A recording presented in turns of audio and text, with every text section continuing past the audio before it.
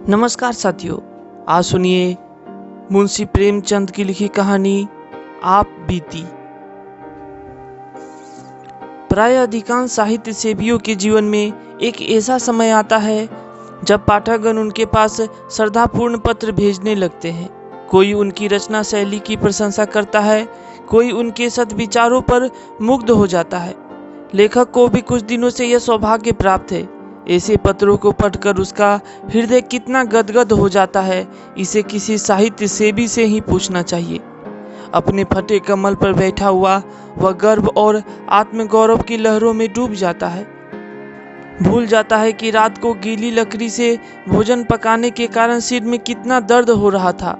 खटमलों और मच्छरों ने रात भर कैसे नींद हराम कर दी थी। मैं भी कुछ हूँ, यह अहंकार उसे एक क्षण के लिए उन्मत्त बना देता है। पिछले साल सावन के महीने में मुझे एक ऐसा ही पत्र मिला। उसमें मेरी क्षुद्र रचनाओं की दिल खोल कर दाद दी गई थी। पत्र प्रेषक महोदय स्वयं एक अच्छे कवि थे। मैं उनकी कविताएं पत्रिकाओं में अक्सर देखा करता था। यह पत्र पढ़कर फूला ना समाया। उसी वक्त जवाब लिखने बैठा। उस तरंग में जो कुछ लिख गया इस समय याद नहीं। इतना जरूर याद है कि पत्र आदि से अंत तक प्रेम के उद्गारों से भरा हुआ था। मैंने कभी कविता नहीं की और ना कोई गद्य काव्य ही लिखा, पर भाषा को जितना संवार सकता था उतना संवारा। यहाँ तक कि जब पत्र समाप्त करके दोबारा पढ़ा तो कविता का आनंद आया। सारा पत्र भाव लालित्य से परिपूर्ण था। 5वें दिन कवि महोदय का दूसरा पत्र आ पहुंचा। वह पहले पत्र से भी कहीं अधिक मर्मस्पर्शी था। प्यारे भैया कहकर मुझे संबोधित किया गया था। मेरी रचनाओं की सूची और प्रकाशकों के नाम ठिकाने पूछे गए थे। अंत में यह शुभ समाचार है कि मेरी पत्नी जी को आपके ऊपर बड़ी श्रद्धा है। वह बड़े प्रेम से आपकी रचनाओं को पढ़ती है। वही पूछ रही है कि आपका विवाह कहाँ हुआ है, आपकी संतानें कितनी हैं, तथा आपका कोई फोटो भी है तो कृपया भेज दीजिए। मेरी जन्मभूमि और वंशावली का पता भी पूछा गया था। इस पत्र विशेषतः उसके अंतिम समाचार ने मुझे पुलकित कर दिया। यह पहला ही अवसर था कि मुझे किसी महिला के मुख से, चाहे वह प्रतिनिधि द्वारा ही क्यों न हो, अपनी प्रशंसा सुनने का सौभाग्य प्राप्त हुआ। गरूर का नशा छा गया। धन्य है भगवान, अब रमनिया भी मेरे कृत्य की सराहना करने लगी। मैंने तुरंत उत्तर लिखा। जितने कर्ण प्रिय शब्द मेरी स्मृति के कोष में थे सब खर्च कर दिए। मैत्री और बंधुत्व से सारा पत्र भरा हुआ था। अपनी वंशावली का वर्णन किया। कदाचित मेरे पूर्वजों का ऐसा कीर्तिगान किसी भाट ने भी ना किया होगा। मेरे दादा एक जमींदार के कारिंदे थे। मैंने उन्हें एक बड़ी रियासत का मैनेजर बतलाया। अपने पिता को जो एक दफ्तर में क्लर्क थे उस दफ्तर का प्रधानाध्यक्ष बना दिया, और काश्तकारी को जमींदारी बना देना तो साधारण बात थी। अपनी रचनाओं की संख्या तो ना बढ़ा सका, पर उनके महत्व, आदर और प्रचार का उल्लेख ऐसे शब्दों में किया जो नम्रता की ओट में अपने गर्व को छिपाते हैं। कौन नहीं जानता कि बहुधा तुच्छ का अर्थ उसके विपरीत होता है और दीन के माने कुछ और ही समझे जाते हैं। स्पष्ट से अपनी बड़ाई करना उस श्रृंखलता है, मगर सांकेतिक शब्दों से आप इसी काम को बड़ी आसानी से पूरा कर सकते हैं। खैर, मेरा पत्र समाप्त हो गया और तत्क्षण लेटर बॉक्स के पेट में पहुंच गया। इसके बाद 2 सप्ताह तक कोई पत्र ना आया। मैंने उस पत्र में अपनी गृहिणी की ओर से भी 2-4 समयोचित बातें लिख दी थी। आशा थी घनिष्ठता और भी घनिष्ठ होगी। कहीं कविता में मेरी प्रशंसा हो जाए तो क्या पूछना, फिर तो साहित्य संसार में मैं ही नजर आऊं। इस चुप्पी से कुछ निराशा होने लगी, लेकिन इस डर से कि कहीं कवि जी मुझे मतलबी अथवा सेंटिमेंटल ना समझ ले, कोई पत्र ना लिख सका। आश्विन का महीना था और तीसरा पहर। रामलीला की धूम मची हुई थी। मैं अपने एक मित्र के घर चला गया था। ताश की बाजी हो रही थी। सहसा एक महाशय मेरा नाम पूछते हुए आए और मेरे पास की कुर्सी पर बैठ गए। मेरा उनसे कभी का परिचय ना था। सोच रहा था यह कौन आदमी है और यहाँ कैसे आया। यार लोग उन महाशय की ओर देखकर आपस में इशारेबाजियां कर रहे थे। उनके आकार प्रकार में कुछ नवीनता अवश्य थी। श्याम वर्ण, नाटा डील, मुख पर चेचक के दाग, नंगा सिर, बाल संवारे हुए, सिर्फ सादी कमीज, गले में फूलों की एक माला, पैर में फूल बूट और हाथ में एक मोटी सी पुस्तक। मैंने विस्मित होकर नाम पूछा। उत्तर मिला, मुझे उमापति नारायण कहते हैं। मैं उठकर उनके गले से लिपट गया। यह वही कवि महोदय थे जिनके कई प्रेम पत्र मुझे मिल चुके थे। कुशल समाचार पूछा, पान इलायची से खातिर की। फिर पूछा, आपका आना कैसे हुआ? उन्होंने कहा, मकान पर चलिए तो सब वृत्तांत कहूँगा। मैं आपके घर गया था, वहाँ मालूम हुआ आप यहाँ हैं। पूछता हुआ चला आया। मैं उमापति जी के साथ घर चलने को उठ खड़ा हुआ। जब वह कमरे के बाहर निकल गए तो मेरे मित्र ने पूछा, यह कौन साहब है? मैंने कहा, मेरे एक नए दोस्त हैं। मित्र ने कहा, जरा इनसे होशियार रहिएगा, मुझे तो उचक्के से मालूम होते हैं। मैंने कहा, आपका अनुमान गलत है। आप हमेशा आदमी को उसकी सच धज से परखा करते हैं, पर मनुष्य कपड़ों से नहीं हृदय में रहता है। मित्र ने कहा, खैर ये रहस्य की बातें तो आप जाने, मैं आपको आगाह किए देता हूँ। मैंने इसका कुछ जवाब नहीं दिया। उमापति जी के साथ घर पर आया, बाजार से भोजन मंगवाया, फिर बातें होने लगी। उन्होंने मुझे अपनी कई कविताएं सुनाई। स्वर बहुत सरस और मधुर था। कविताएं तो मेरी समझ में खाक ना आई, पर मैंने तारीफों के पुल बांध दिए।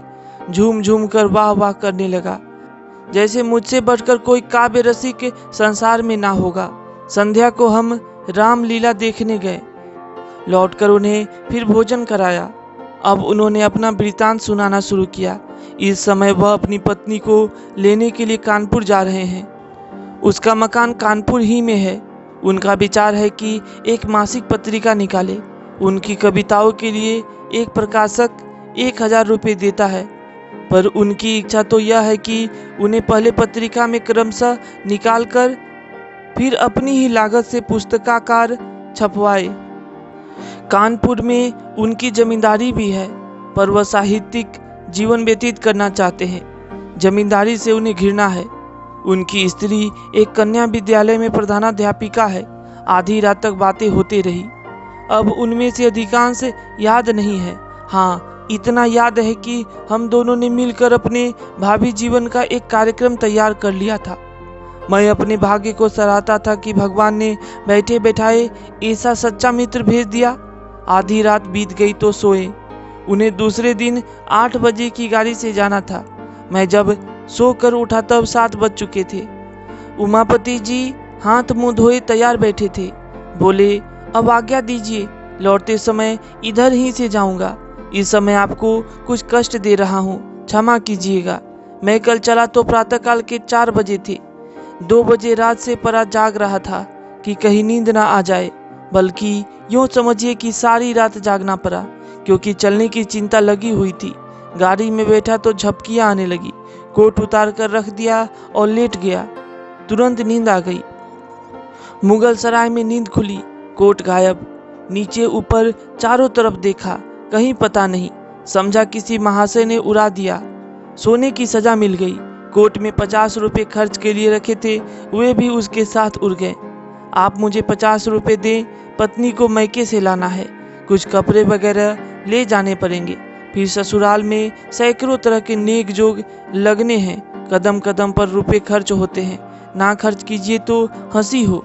मैं इधर से लौटूंगा तो देता जाऊंगा। मैं बड़े संकोच में पड़ गया। एक बार पहले भी धोखा खा चुका था। तुरंत भ्रम हुआ कहीं अब की फिर वही दशा ना हो, लेकिन शीघ्र ही मन के इस अविश्वास पर लज्जित हुआ। संसार में सभी मनुष्य एक से नहीं होते।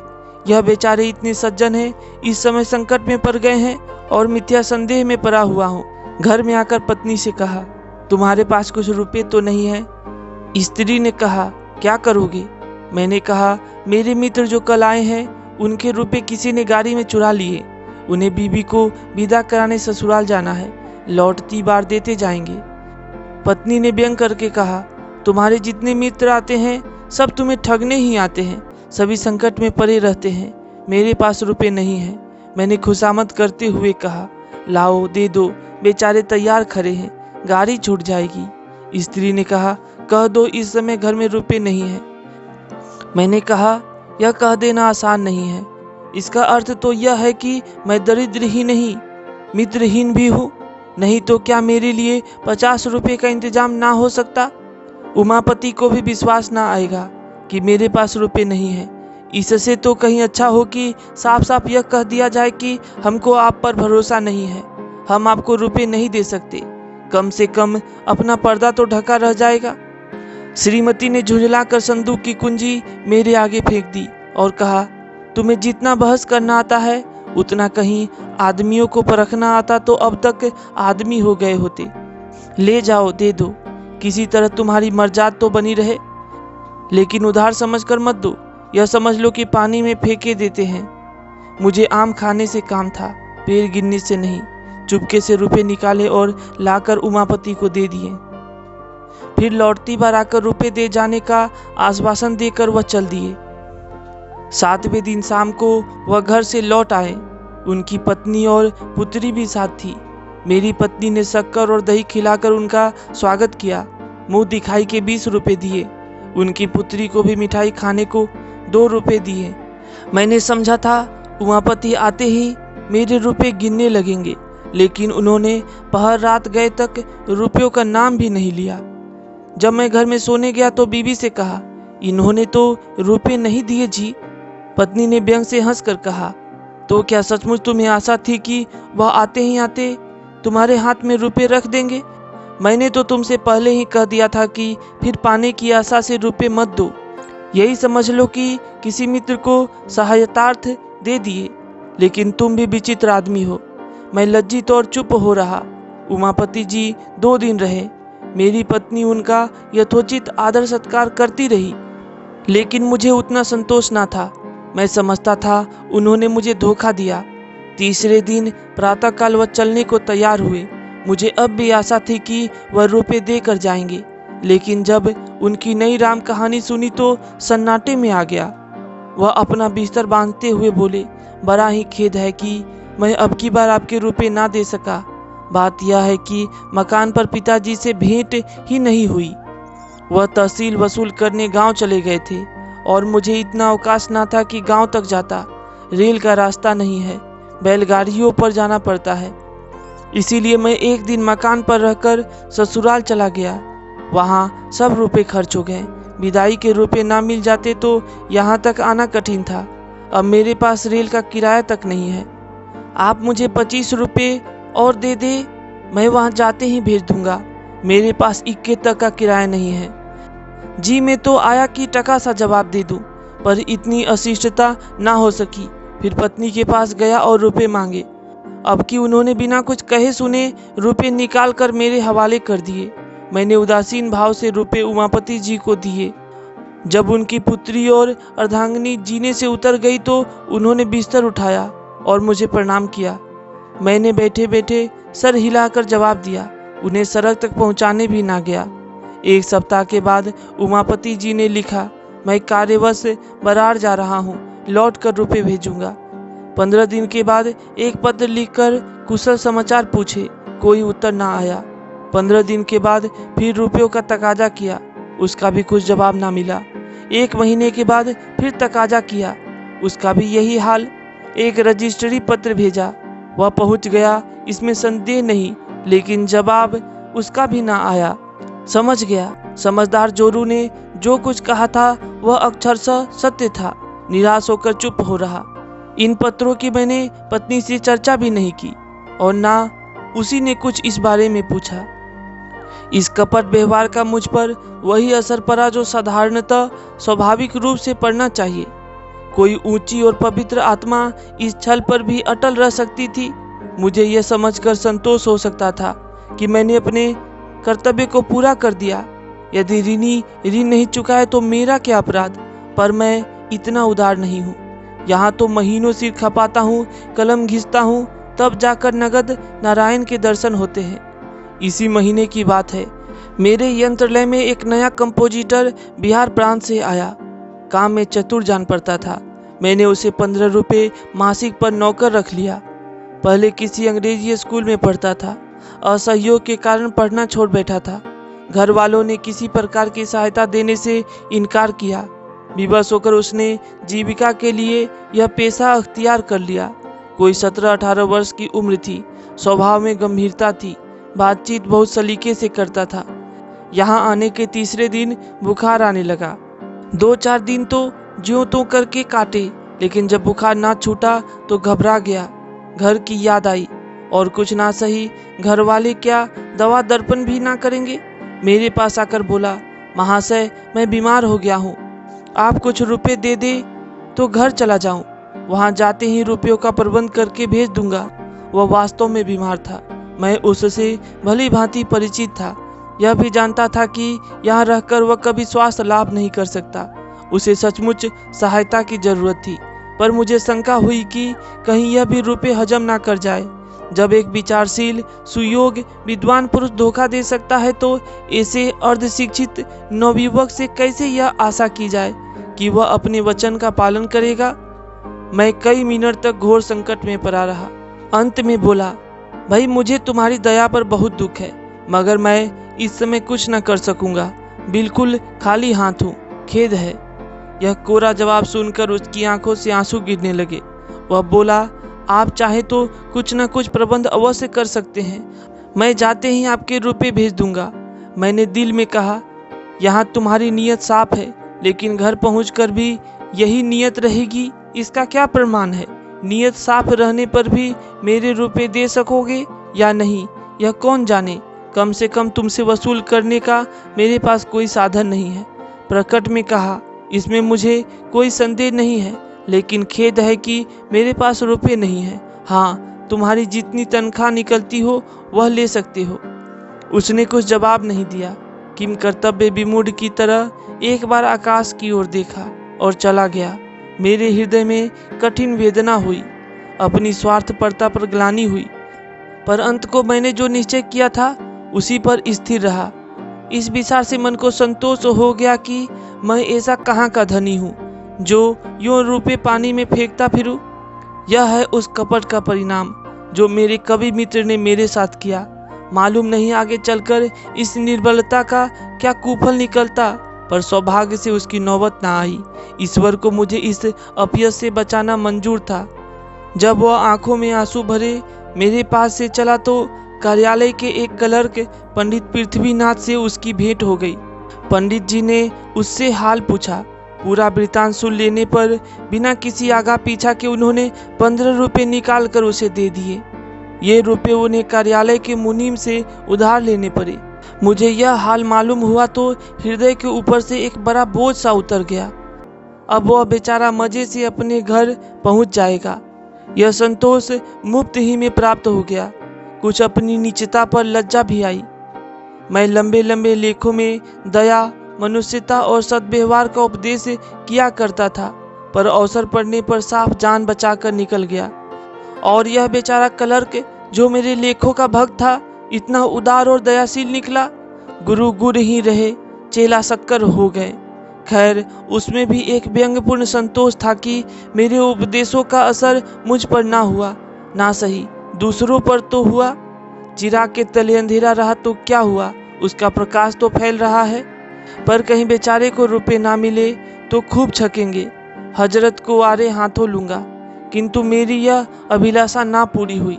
5वें दिन रुपए आ गए। ऐसी और आंखें खोल देने वाली यातना मुझे और कभी नहीं मिली थी। खैरियत यह थी कि मैंने इस घटना की चर्चा स्त्री से नहीं की थी, नहीं तो मुझे घर में रहना भी मुश्किल हो जाता। उपयुक्त वृत्तांत लिखकर मैंने एक पत्रिका में भेज दिया। मेरा उद्देश्य केवल यह था कि जनता के सामने कपट व्यवहार के कुपरिणाम का एक दृश्य रखूं। मुझे स्वप्न में भी आशा ना थी कोई प्रत्यक्ष फल निकलेगा। इसी से जब चौथे दिन अनायास मेरे पास 75 रुपये का मनी ऑर्डर पहुंचा तो मेरे आनंद की सीमा ना रही। प्रेषक वही महाशय थे, उमापति। कूपन पर केवल क्षमा लिखा हुआ था। मैंने रुपए ले जाकर पत्नी के हाथों में रख दिए और कूपन दिखलाया। उसने अनमने भाव से कहा, इन्हें ले जाकर यत्न से अपने संदूक में रखो। तुम ऐसे लोभी प्रकृति के मनुष्य हो, यह मुझे आज ज्ञात हुआ। थोड़े से रुपयों के लिए किसी के पीछे पंजे झाड़ कर पड़ जाना सज्जनता नहीं है। जब कोई शिक्षित और विनयशील मनुष्य अपने वचन का पालन ना करे तो यही समझना चाहिए कि वह विवश है। विवश मनुष्य को बार बार तकाजों से लज्जित करना भलमनसी नहीं है। कोई मनुष्य जिसका सर्वथा नैतिक पतन नहीं हो गया है, यथाशक्ति किसी को धोखा नहीं देता। इन रुपयों को मैं तब तक अपने पास नहीं रखूंगी जब तक उमापति का कोई पत्र नहीं आ जाएगा कि क्यों रुपए भेजने में इतना विलम्ब हुआ। पर इस समय मैं ऐसी उदार बातें सुनने को तैयार ना था। डूबा हुआ धन मिल गया, इसकी खुशी से फूला नहीं समाता था। धन्यवाद।